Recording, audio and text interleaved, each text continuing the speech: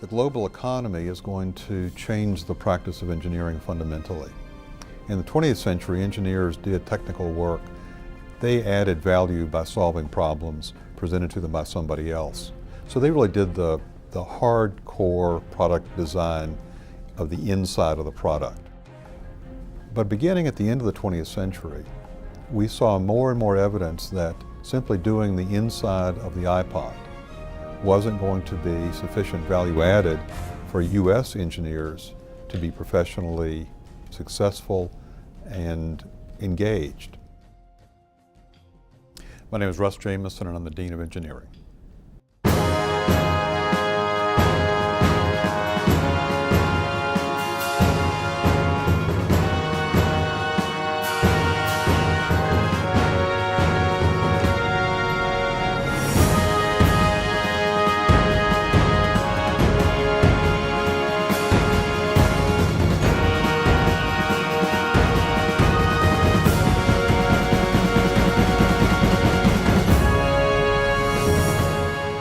To VCU, there were several objectives provided to me by the president.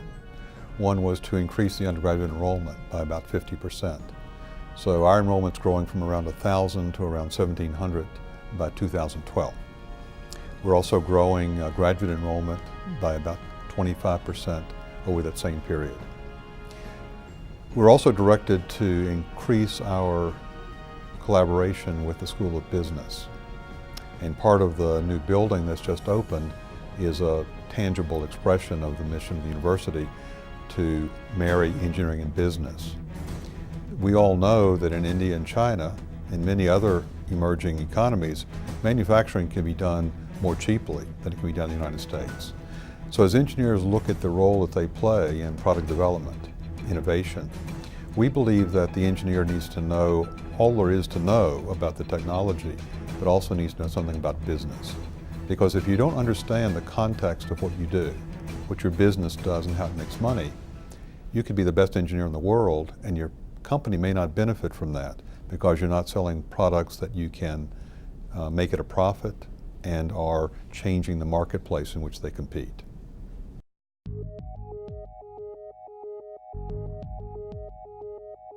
It's not enough to put students in the same building because they are different cultures.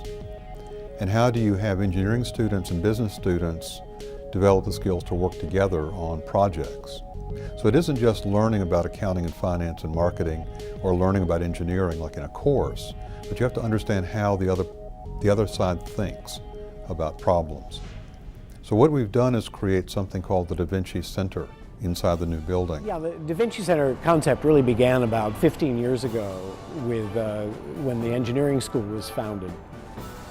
And they were interested in working with the School of the Arts, and we very much wanted to integrate design and sculpture and some of our other programs with the design area or the engineering areas. And this is the final realization of that. We discovered that by adding School of the Arts students to these projects got much, much better. Because engineers think one way, business students think a different way, art and design students think yet a third way about the same problem. So with the Dean of Business, the Dean of the School of the Arts and I, we started to look at the model for these projects. And we determined that we had some projects that were of global importance, not necessarily big company sponsored.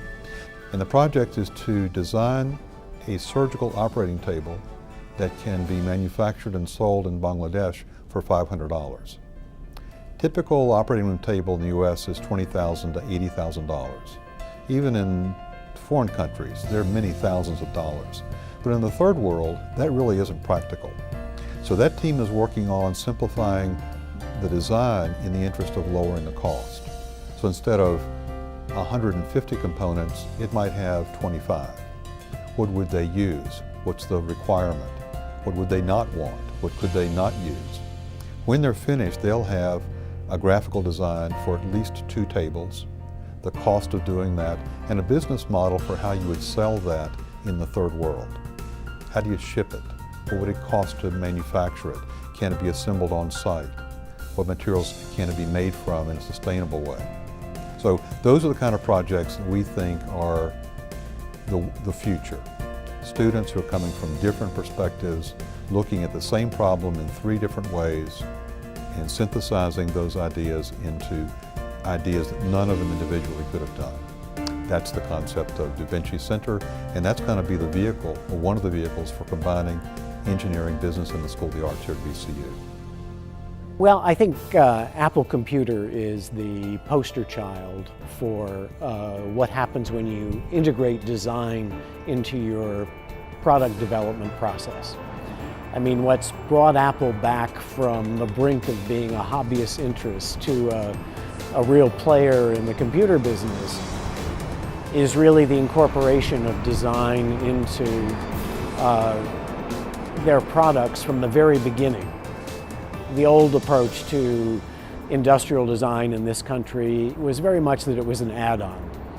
The engineers designed the innards, and the designer simply wrapped a box around it when it was done.